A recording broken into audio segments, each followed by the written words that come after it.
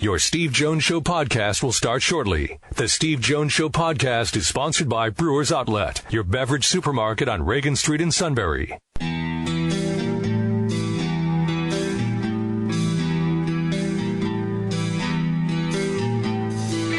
Sports talk where your voice counts. This is the Steve Jones Show on News Radio 1070 WKOK. Now from the Sunbury Motors Studio, here's Steve Jones. Sunbury Motors, 4th Street in Sunbury. Sunbury Motors Kia, routes 11 and 15 in Hummel's Wharf. Today's show brought to you by the great people at Brewers Outlet, Reagan Street in Sunbury, the beverage supermarket. Time to stock up for that tailgate now. Can't leave town until you do. How about some great specials?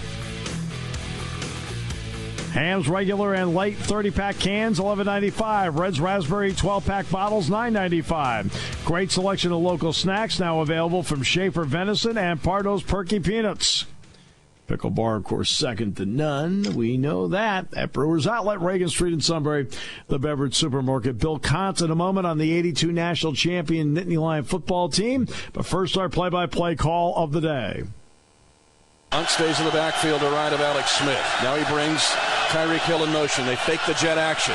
Alex Smith wants to throw all kinds of time. He wants Kareem Hunt out of the backfield, 40, 35 to the 30. Hunt breaks a tackle, 15, 10, stiff arms a man, gets all the way to the end zone. Touchdown, Kansas City, 78 yards. Kareem Hunt, welcome to the National Football League. Your second touchdown of the night. Third-round pick out of Toledo. He had never fumbled in a game before last night. That he fumbled on his first NFL carry and then put together a spectacular performance, courtesy of the Kansas City Chiefs radio network. All right, Bill Kantz, 82 national championship team. He wrote a book about it. The book is out now. He's doing book signings here in State College, and it's great to see somebody that would be considered an old friend again. Was indeed, Steve. And first off, this has to be one of the most laid-back venues to do a radio show. We're in the alley of the tavern. Yeah. It's just a gorgeous day in State College. It's football weather. Fans are streaming by. I don't know how you get your job done here.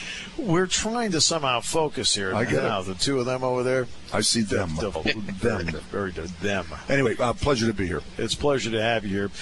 The roots of this, and then it came to fruition. And the roots of this were set up by the early Paterno years, and then that 78 team that played for the national title. When you came into this, did you sense right away you were entering something special, or at 18 was it just a wide-eyed experience? It became very apparent. That team that had the narrowly lost the Sugar Bowl to Alabama, so close to a national championship, a lot of returning seniors, including Bruce Clark, Matt Millen, guys that went on to have extended pro careers, Matt Suey and Mike Gooman and that crew. And they made it very apparent how upset they were at losing that, and they took it out on us incoming freshmen, Blackledge, Kurt Warner, myself, Mike McCloskey. But you got the sense very early on how good you really needed to be to step on the field at Penn State. There was that caliber of talent up here. It's an important year here at Penn State. A lot of people don't realize to help set up what happened in 81 and 82 because they were coming off an 8-4 season and one beat Tulane in the Liberty Bowl. Then they go 10-2 in 80. Now it sets up 81, and at one point in 81, Penn State is the number one team in the country. The Miami experience where Warner, I think he pulled a hamstring by the goal line or something like that. It was in a driving rainstorm, right. and it did right, and it went 17-14. You a great point. We are Penn State and Pitt are ranked 1 and 2 at the beginning of the 6th week of the 1981 season. Yeah. Unfortunately, Kurt Warner injured a hamstring a couple of weeks prior to, enabling a guy by the name of John Williams as a true sophomore to run for 140 yards in a big win over West Virginia. Yeah. Kurt's banged up. Chet Parlavecchio's banged up. We don't go down there to Miami at 100%. However, we had no idea what we were in for. We went down and played a very poor football game, threw the ball around, fumbled the ball, missed 4 field goals. It's detailed in the book. That's actually where it starts. But, it's an underrated Miami team with some guys that a lot of Miami players on that defense went on and played professional football, but it knocked us from the ranks of the unbeaten. And 2 years later, by the way, won the national championship. Oh, by the way, right. When they beat Nebraska, when Nebraska went for 2 at the end. But I remember the going to Toffree's right after that game, and Joe would always do his press conference at Toffree's on Tuesdays. Okay. And Blackledge had thrown for, I think, 358 or something. Coming out like party that, for him. Right? Yep. Huge. And John Williams had 8 catches. Mm-hmm. So they asked him if, he says, you're going to continue to throw the ball like that? And he says, threw for 358, got licked. You know how Joe would say it. Yep. And you guys went back to running the football. I mean, you got to realize at the time. You balanced it.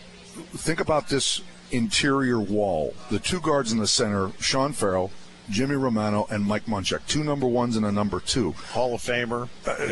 Mike, again, and this is weeks removed from Kurt Warner going out to Lincoln, Nebraska, and setting that stadium's rushing record with a 230. Kurt Warner, before he got hurt, had an average per carry that led to 7 yards a carry. He was unbelievable. But, true to form, Joe, I think, recognizes what his strengths are. And on that team, Todd wasn't quite ready, wasn't consistent enough. I think he'd admit that. We had the receivers. Kenny Jackson was a freshman, I believe. Garrity, a sophomore. We were young.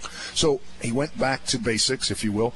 Might have cost us a little bit in the Alabama game, although more mistakes there committed, and Bear Bryant bringing his team up here and just licking us again. So we go into the pit. Yeah, I remember 8 plays inside the 10-yard line. How do you think it was? I remember that it was yesterday. I think, didn't he try Tommy Barr in an option pass or something like that? It was so conservative. 7, come away with no points. Yeah. And this is Bear Bryant coming up from Harrisburg and so forth, and that whole it was a demoralizing to be ranked number 1, and then inside of 3 weeks, we're 10-11. And what did the 48-14 game do for the confidence of this team, and then to follow it up by basically just taking Marcus Allen and USC apart? Yeah, the confidence. That group of seniors led by Ched Parlavecchio, our senior co-captain, Leo Wisniewski, Rick D'Amico, Sean Farrell, Munchak, Romano, those guys had an aura about them. And I can't emphasize enough because that's infectious. These guys projected confidence. They were arrogant. They got in a ton of fights amongst themselves in practice. There was a swagger. Swagger is a great word. And it was well before the Pitt game, 48-14. We go out to Lincoln, Nebraska, and Chet during the week is talking about going out into a hostile territory and playing good football, solid Penn State football, and winning that game. We came back and did that. Now, we had some hiccups along the way, but the 48-14 game, that momentum shift. Now, people don't realize Dan Marino was picking our secondary part, a secondary that included Mark Robinson, Dan Biondi, Paul Langford, Roger Jackson, right? It's 14-0, and our offense has -1 total yards offense after the first quarter. We're on the sideline thinking, what did we get ourselves into? Here we are playing in Pitt Stadium. They're ranked number 1. Their crowd is loving this, right? It's their bitter rival, and they're on the ropes. And again, for the final 3 quarters was anything but. So after winning that game, and then the way Penn State shut down Marcus Allen in the Fiesta Bowl, and won it really with ease. I mean, the only touchdown they scored, I think, was an interception run back for a touchdown. Absolutely, yep. What did that do to the offseason to then set up an 82 season? The returning seniors, including myself, had high expectations. The mindset at Penn State in the late 70s was 10-win seasons were the norm. We're talking 12-game schedules. Right. New Year's Day bowl games were the norm. Playing for the national title. We spoke off air about, every 4 years a Joe Paterno coach football team was playing for the national title. That was the expectation. That's how you prepared. Joe would send off-season letters in the summer. Brian McCann's kind enough to send this to me, and it's documented both in the book and on the website I've constructed about what his expectations were. For 81, he mentions national championships several times in this correspondence. The 82 team, we just got the letter that said, you guys better come back and prepare to work your tails off. So he kind of knew that there was a lot of rebuilding, a lot of new faces in new places, but the confidence was always there, and it certainly helped that guys like Blackledge and Kurt Warner and Garrity stayed on campus during the summer, and they honed that 7-on-7 drill. Garrity was the one, and some of the other guys I interviewed for this book backed it up. They literally had 7-on-7.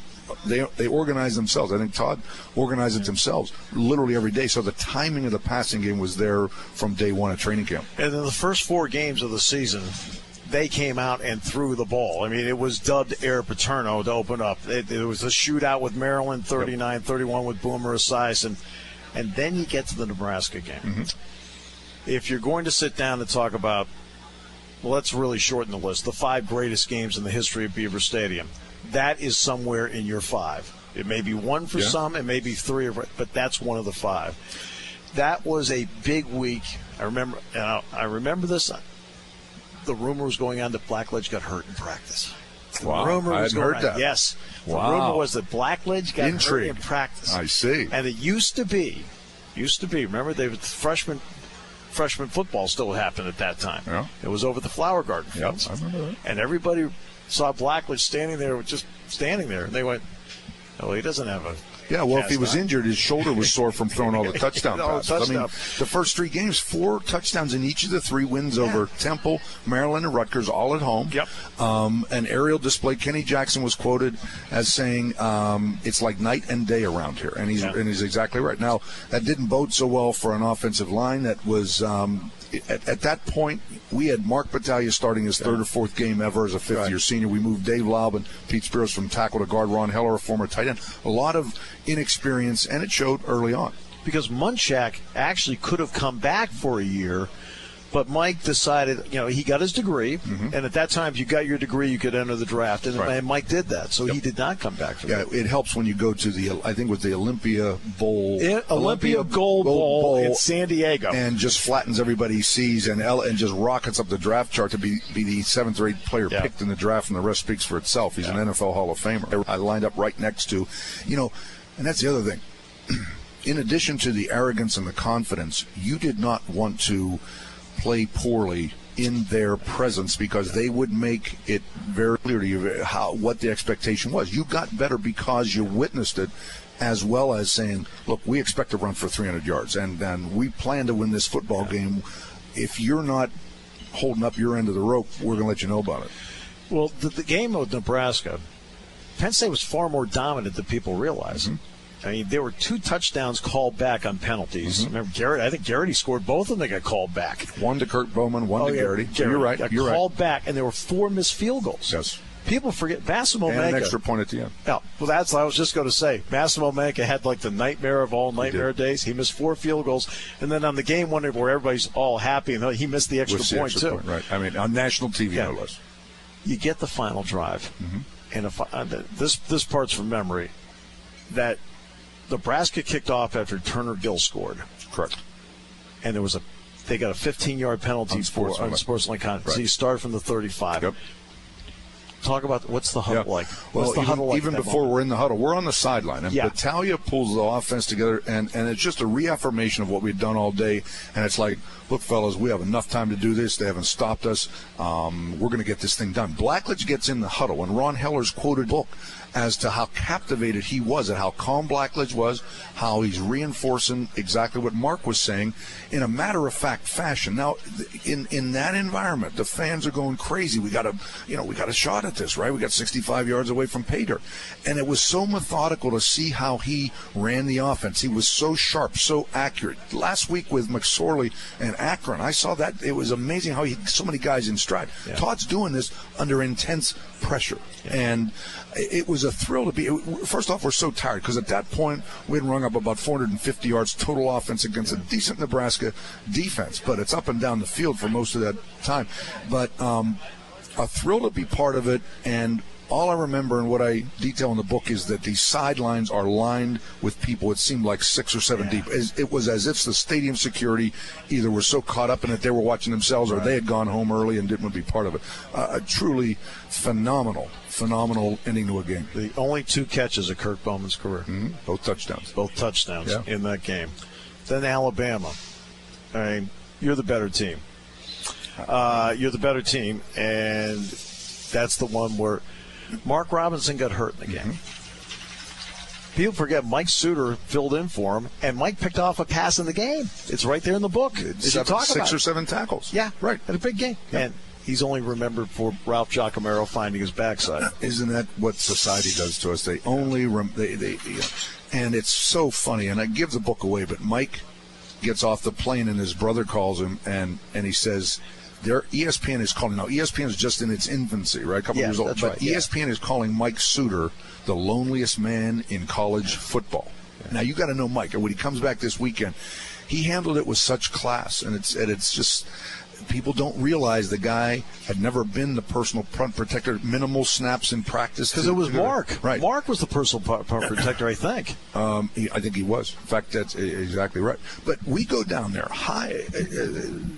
We just beat Nebraska at home, and we're ready to take on the Bears. Joe's never beaten a guy. It's Legion Field. It's, again, on national television. Yeah. The NFL strike's going on. We're the marquee team again. We're pumped up. We're ready to play. And what do? Just like we did in Miami, we're beating ourselves with turnovers. And that was so frustrating. We're down 21-7.5, and then we start coming back. Yeah. And I mentioned to folks in this book, and I hope if you're listening, you pick up a copy of When the Lions Roared. I had a great time putting it together, but I mentioned in the acknowledgments the original title to this was 6 Minutes in Birmingham, because there were 6 minutes or so left on the clock. We've got a 3rd and 1. We're down 27-21 in Alabama territory. Conson McCloskey don't block so well on a sweep. Kurt gets knocked back for a 3-yard loss. We have to punt. If Mike doesn't essentially block our own punt, maybe we pin Alabama back. It's a what if, who knows kind of thing. But people look at the final score and say, oh, Alabama blew you out. They may have had a strong first half, but we were fighting back, and we were on the cusp of potentially pulling that thing off. Joe told me once that after that game, Bear Bryant called him. And, of course, Joe would have to shut the door because, you know how Bear talk. And Bear asked him, he says, I think you guys are really, really good. Are we good? No kidding. I'd never heard that story. Yeah, Joe told me that story years ago. Wow. And Bear won. He says, are we any good? Alabama teams are always good. And they kind of fell off that year. Yeah, they finished, I think, playing in the Liberty Bowl and Illinois, 8-4, something like that. Yep. But, when you played teams like Alabama and Nebraska, you were arguably playing against players you would see at the next level. Yeah. And Rick D'Amico, who was a senior on the 81 team, when I'm talking to him about it, I says, Ricky, did it ever bother you? He says, no. He says, it was just next team up, next man up, next week up. I mean, Joe had this schedule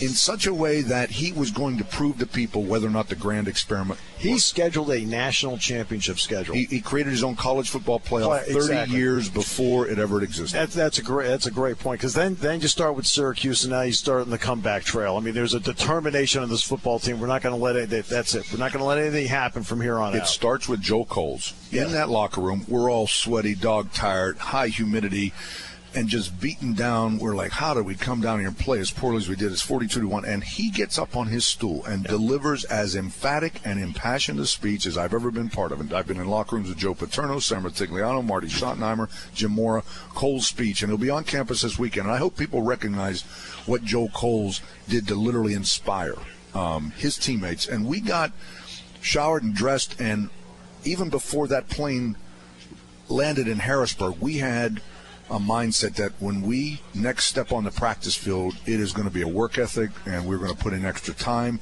And it started, like you said, with this where Joe wanted to get back into the running game. Yep. And the weather it was a homecoming game. Yep. And we had really beaten up Syracuse last year with Farrell and Munchak leading Kurt Warner to break Shorty Miller's rushing record. That's right. Remember that in the Carrier Dome? Yep, 250 up there, yeah. 256. So the next year, Syracuse brings guys that are angry. Mike Charles, big defensive lineman. Miami drafted him. Tim Green, Atlanta Falcons, undersized but a really active nose tackle. And a guy named Blaze Winter went to San Diego. This is an NFL caliber front line, and it's a wet day. And these guys, Joe's committed to running the ball, and he says, we got to cut Kurt loose. And he called Kurt into his office that week and says, we're going back to basics here. And the offensive line was the perfect time to do it because we had just enough experience to get that done. It was a pivotal win for us that year. And it was because it got everything back on track and reestablished the Penn State identity. Yeah, I mean, you got back to your identity. Before Notre Dame, I remember Joe saying, it was the post game, running off the field the game before Notre Dame, and John Grant was the one doing the post game show at the time. And he looks at it, he says, John, we're in a 3-game playoff for the national championship. They stated it right out. It shocked some of the players, including myself, because Joe Paterno was never showing his hand early and create bulletin board material. And here he was, that confident in this team, because we had just come off a 52-17 shellacking of Doug Flutie and Boston College up in Chestnut Hill. When that is a very good football team, the best they've had in years. We come home and beat NC State, a team that's always given us problems. That game was 47-0 in the third quarter. Yep. 2 lopsided victories, right? And when we started reading that, and that was the day that Notre Dame upset #1 Pitt in Pitt Stadium, right? So all of a sudden the stakes are raised, and of who's doing it is Joe Paterno talking about his own team. 3-game playoff, and if we're good enough to navigate it, we should be playing for the national title. There's been a long history of teams going into Notre Dame Stadium for the first time, and of course, that didn't. I remember Joe made a big deal out of it that week. He said, "Yeah, so what?" Yeah, right. Yeah. Penn State hasn't done it. His quote in the pregame meal the night before, and this is after the media just really irritated with some kind of questions apparently asked him. He says, "Look, Newt Rockne is not going to jump up out of the field and tackle anybody. This is Penn State. We're going to show these people how we play on the road. Yeah. We're going to do exactly what we came here to do. We're going to walk out here with a victory. We're that good." He was, again, another guy. It's funny how you can build confidence simply by having leaders like a Joe Paterno or a Joe Coles really reinforce the message that we're as good as anybody in the country. And at that point in that season, it was something that we all felt was true. Bill Contz. He'll be honored with his teammates on the field tomorrow at Beaver Stadium, the 1982 team in their 35th anniversary since winning that national title. Also, the 2016 Big Ten Championship. They'll put 2016 up on the front of the suites tomorrow. Bottom of the hour news, and then we'll do predictions on News Radio 1070 WKOK, brought to you by Brewers Outlet. When it comes to car buying, there's the other guy's way, and then there's the SMC way. The other guys force you into a vehicle you really don't want. The Sunbury Motors way lets you take the time you need to browse, ask questions, and take the test drive and think on it. For over 100 years, the Mertz family and all their employees have made your experience the most pleasant one you'll ever have. The other guys won't offer you the best price for your trade, no matter how much they say they will. The SMC way is their promise to provide you with the most money the market shows your vehicle is worth. The SMC way is to offer you all applicable factory rebates on new vehicles and generous discounts. Looking for a pre-owned vehicle? The SMC way checks each vehicle in a 200-mile radius to determine the lowest price, then beat it. It's the lowest price promise, just part of the SMC way. The choice is up to you. The other guy's way or the SMC way. The SMC way wins every time. Sunbury Motors Company in the North 4th Street Auto Plaza, Sunbury, and at sunburymotors.com. Selling more cars and satisfying more customers for over 100 years. True refreshment can come in many forms, but it can only be found in one place, the Beverage Supermarket. Brewers Outlet in Sunbury. Along with their great selection of beer, including imports and microbrews, they have lots of water, soda, fresh roasted peanuts, and an unbelievable variety of pickles at the pickle bar. Look for great deals on wine coolers and your favorite snacks, too. Get true refreshment all in one place, the Beverage Supermarket. Brewers Outlet in Sunbury. Taking your calls at 800-795-9565. This is the Steve Jones Show on News Radio 1070 WKOK. Now from the Sunbury Motors Studio, here's Steve Jones. Great to have you with us on the show today. Brought to you by our good friends at Brewers Outlet, Reagan Street in Sunbury. The Beverage Supermarket imports, domestics, microbrews. Best selection of beer anywhere. Wine coolers, water, soft drinks, snacks. They roast their peanuts fresh and hot every day. And the pickle bar indeed is second to none. Love the barrels and love the dills. It's also a great time to go over with the tailgate coming up to take a look at the great specials they have on hand at Brewers Outlet. Some of those specials this time around do include Ham's regular and light 30-pack cans, $11.95. Red's raspberry 12-pack bottles, $9.95. Plus a great selection of local snacks available from Schaefer Venison and Pardo's Perky Peanuts. It's all at Brewers Outlet, Reagan Street in Sunbury, the Beverage Supermarket. And, of course, we're in the Sunbury Motors Studio, Sunbury Motors, 4th Street in Sunbury. Sunbury Motors Kia, routes 11 and 15 in Hummel's Wharf. Well, let's see. One person went 4-1. A second person went out and went 4-1.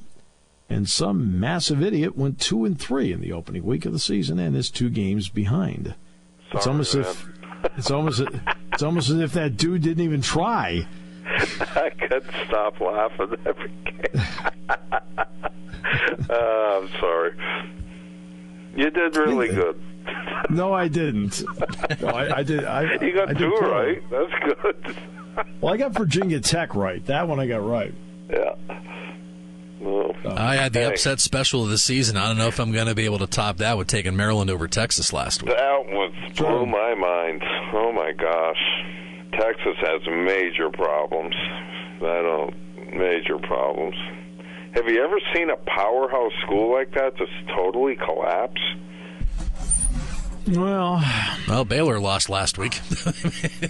That was rough. Yeah, but they've got their issues with the school. It's just a mess. The whole program's a mess. But Texas is, man, they can't get out of their own way anymore. Yeah, that's. But you know what? He's making a mistake, though, and I do agree with Urban Meyer on this point. That look, don't start blaming everybody else. Walk in the room. The second you take the job, those are your players. Mm-hmm. Stop blaming everybody else. They're your players. You got to coach them up. Yeah, don't take the job. You know, don't take the job if you feel that way. You know, they're not going to be your players for 4 years. So I mean, what's that mean? So, I don't know. Anyway, that's the way it goes. I was shocked when Maryland played so well. So. Last year they were not very good at all. But they lost their quarterback for the year. Yeah. So I mean that's a big problem for them moving forward. Yep. But anyway, how about Carton? Did you guys touch on Carton at all this week? We did. We mentioned it when it came out about the Ponzi scheme. Yes. Yeah, boy, I listened to them all the time for years and years. I'm just shocked. I mean, that was his dream job to get on FAN. I mean, who wouldn't want that job? And you're out there. Gambling's bad, real bad. Well, not only that, but I guess, I mean, here's the point where people don't know when somebody's doing something. I mean, Boomer Esiason was, he's taking the day off sick. I'm getting sick and tired of this, and blah, blah, blah, blah, blah. Guess what? He's not sick. He's being handcuffed. Yeah, he really did not know what was going on. At all. Yeah, at all. He was just kind of blindsided by it. They told him while he was on the air that he's not sick. He's sick. On CBS Sports Network was all in promoting the show. They were really doing some very creative videos and promos that they were running on the network, so you could tell they were in that for the long haul for the show. Yeah. All right, so what do we have for games this week? All right, well, let's shoot for some college games first. We got 3 college, 3 pro, and I know, Steve, you focused on these 3 last week, or last hour, I should say. Jack called me earlier today, Jack Cam. And I said we talked about it for 25 minutes. We do a prediction segment on the pregame show. So, Sean, go ahead, Sean. Ask the question you asked. Well, no, you had said, what was the one thing we did not talk about in our 25-minute conversation? Oh. I thought the game, because you have your prep done and Jack has his prep done, so I figured you guys were talking about lighthearted stuff. But yeah, the one thing you guys did not talk about was the pick segment. Ever. In fact, when we do the pick segment on the because we talk 2-3 times a week, and it's always exchanging notes. Hey, they worked on this, they worked on that. He thinks that, and then we'll talk about what, he'll tell me a couple things he saw on tape from Pitt, things like that. So we talked a lot about the game, then a couple of other things as well. But we never talk about the pick segment. In fact, every time the pick segment comes up, the two of us look at each other. Oh, really? We got to do that again? Okay. Put a lot of effort into it. What's the pick segment? What we do here. Do here, except we do it on the radio network with, and a fan has an opportunity to win every week, and then join us and pick with us or against us in the segment. There's 3 games. What do they win? they get tickets to the game and field access for the last 5 minutes of the half in the game, things like that. I got a pickle. It was a really good one, though. It was. Yeah, it was a very good pickle. Only the best. And you renegotiated for more pickles. We all agreed, so we'll just go from there. I think we should up the pickle ante. You seemed very content with that last week. I love the pickles. It got us all the way home. So exactly right. Long pickle ride home. So what games do we have? All right, we'll go with college first. Auburn at Clemson. Who's first? I guess I can go first. Let's see. I'll take Clemson. I'm all in with Dabo Swinney. I think the guy's a great coach. I got Clemson at home. Very tough to beat after a national championship. But this is going to be a good tight ball game. I don't expect a blowout. Yeah, Auburn's good. Auburn, especially with Stidman now a quarterback's really, really good, but I also think they're a year away. Clemson at home. Yep. All right, prime time tomorrow night. The rematch, this time in the shoe, Oklahoma and Ohio State.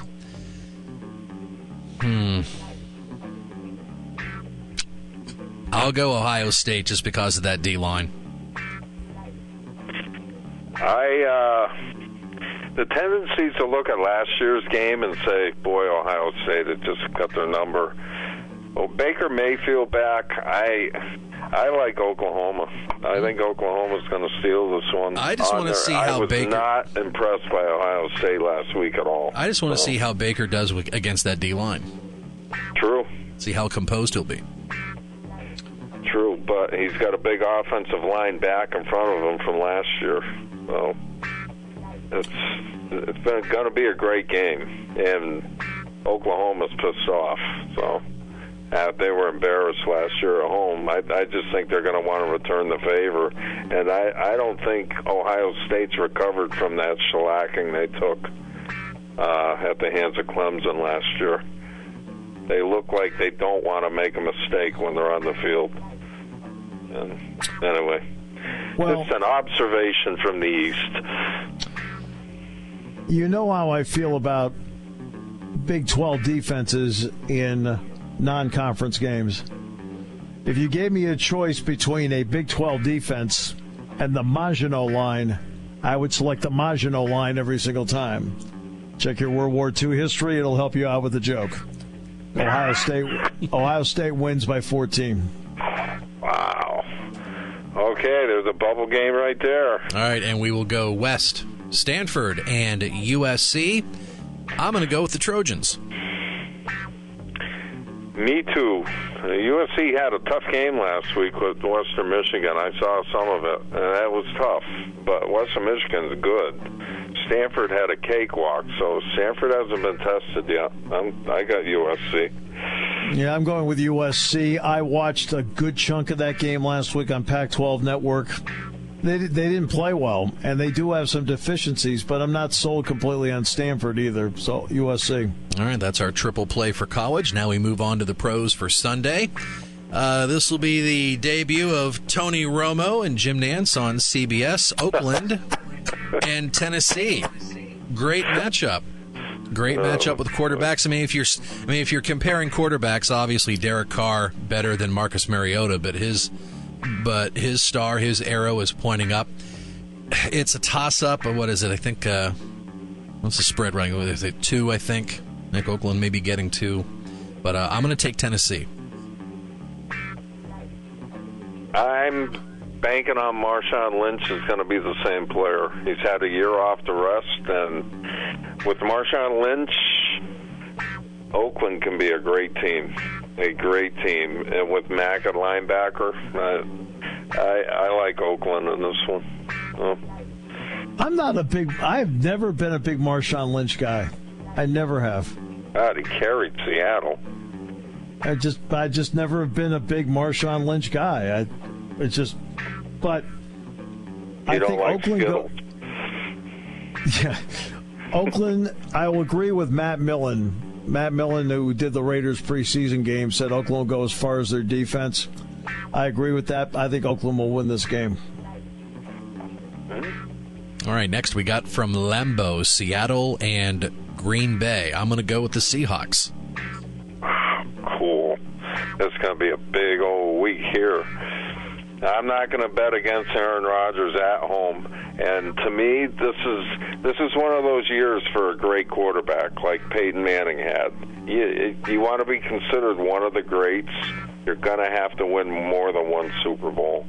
And I think this is the year that Aaron Rodgers is really going to dig in. I don't trust Pete Carroll. Pete Carroll's history is when he's been around for a little while, things start to get old, and like at USC. And he'll have great success, and then things fall apart on him. I'm going to go with Green Bay. Green Bay at home. Boy, we got a lot of different ones. We do. And Sunday night prime time with Al, Chris, and Michelle, NBC. I'm sorry, Giants. I'm going first on this one. Okay. There is no way on the face of the earth I will ever pick the Dallas Cowboys to beat the New York Giants. I know you won't. The New York Giants will win the game. I don't care if I lose it. I'm not picking Dallas. When it comes to the Giants and the Cowboys, that's it. I draw the line. Giants. I may be absolutely wrong, but inside, I did the right thing. You can sleep tonight. That's good. Does it? I mean, they may lose 42-0. I picked my team to win. Well, see, my problem is I'm in it to win it. And I don't think the Giants could beat the Cowboys this year. Last year, the Giants had their number, big time. But they only won by a total of, I think, 4 points. I will not pick Dallas to beat my New York Giants. I don't care if it's 1966 all over again and the Giants are 112-1. I still would pick the Giants. Why are you a Red Sox fan? Why? How can you like the Giants and love the Red Sox? Because the Giants doesn't make sense. When we were kids, the Giants were in the NFL. Yeah, I know. And the Patriots were in the AFL. And the Patriots were in the AFL, and I didn't think the AFL was as good. I love the Giants, too. I just can't. I don't. The Giants need a running game, Steve. They don't have a running game. They didn't do anything to make the running game any better. My team is absolutely deficient. I will not pick them to lose to Dallas. The Giants' best running back last year. The Giants' best running back last year. They didn't bring him back. One Dancing with the Stars. Okay, he's a good dancer, but not a great running back. And they didn't even bring him back. If you can't run the ball in the NFL, you can't win. Period. But you keep picking them. The day I pick Dallas to beat the Giants is the day I make a deal with the devil. Oh, God. Shaw, take Dallas, please. So the answer is no. I will go down in flames, but I'll go down in flames on principle. I think the Giants' defense has enough to do it Sunday night. I'm taking the Giants. All right. I got the Cowboys. Okay. I convinced one fool. No, the Giants' secondary is as good as any secondary in football. My problem is they can't run the ball. Landon Collins is really good. You have to keep Dallas's offense off the field. You got to keep Elliott off the field, and the only way you're going to do that is running the ball. Well, after this week, we'll keep Elliott off the field maybe a maximum of 6 weeks. So. Yeah, he gets 10 to 15 years. So. Wow, we got a lot of different. This is going to be a make or break week. Wow. See, that's why I used to argue with the suit all the time about his fantasy football thing. I said, so in other words, if you have the Ravens defense as your fantasy football defense, and they're playing your team, the Steelers, that means you're picking against them. True. Yeah, absolutely. Now, that question put him in the fetal position in the office for 3 days. I think it was either the last year or next to last year I was in fantasy football, and that was just a year I was completely depleted at quarterback, and I ended up having to, on a bye week, when we were able to drop and add players, I had to pick up Akili Smith just to have someone on the bench. And it was a week where the Steelers were taking on the Bengals, and I didn't have a choice. My other quarterback was on a bye week. I had to start Akili Smith the week they were taking on the Steelers. How'd you do? If that meant I had to pick Tony Romo for my fantasy team, I would pick the third-string quarterback for the Cardinals. I won't do it. I can't. That was one of the reasons that led me into retirement. Wow. I'm picking Corey Linsley. All right, that's my guy. God, I would check the waiver wire 25-8, and I was just getting gray hairs all over the place. I can't deal with this anymore. This is just too stressful. This is too intense. I'd pick Earl Morrall. He's retired. Good enough. But you could have Tony Romo. Rather have Earl Morrall. Wow, you hate the Cowboys. Holy moly. When they play the Giants. I mean, there'll be other weeks they'll play the Eagles or whatever. I'll pick the Cowboys left and right. There are two times a year. There is no way. Okay? There will be things freezing over in Hades before I disgrace my team and pick Dallas. Well, see, I look at it this way. I want the Giants to win the game. So, if the Giants win, I'm happy, even though I lost it here. But if Dallas wins, I win it here. I'm happy. So either way, I'm happy. And I just want to be happy. Look, if the Giants win, I've got both the win on the show and I've got the game. Good. There. Yeah, but you only have one chance to be happy. I have two. So, I mean... Oh, no. Talk to me tomorrow night at 8 o'clock. I'll tell you what happy is. All right. Oh, no. Oh, the football game. Oh. Okay. You had my mind wandering there. What up? No. Kickoff's at 3:30 tomorrow. What up, man? That good for you. Ooh, 8 o'clock, huh? Kickoff's at 3. Kickoff's at 3:30 tomorrow. Things go the way everybody hopes around here. I don't care what happens Sunday. Yeah, that Pittsburgh game screwed them last year. They got to win it this year. So, well, tomorrow we're on the air at 2 o'clock. I'm saying 49-10 Penn State. I don't know, Kevin, if you have a score prediction or not. I'm going to say Penn State will win the game by at least 3 touchdowns. Of course, the host of the show, we will not ask for a game prediction, but one key that you and Jack will kick around tomorrow before kick. Staying on or off schedule. Pitt wants to run the football, mix in a pass here and there, but they want to run the football. They want to eat some time off the clock. So can Penn State get them into, instead of being 2nd and 6, 2nd and 8 or 9, instead of being 3rd and 2, make them 3rd and 6 or 7, force them into a spot where they have to throw the football to get something done. Conversely, Penn State on schedule, getting 6, 7, 8 on first down, 6, 7, 8 on second down, things like that. Tell the average fan, like myself, was Penn State tested last week at all? No, not really, but their efficiency was so good it wouldn't have mattered. Yeah, that's what I thought, that they did what they were supposed to do.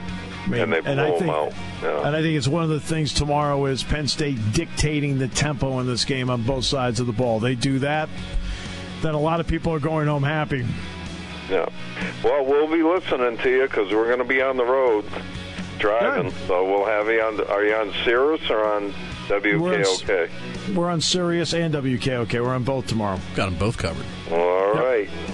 We'll have you tuned in. Have a great weekend, everybody.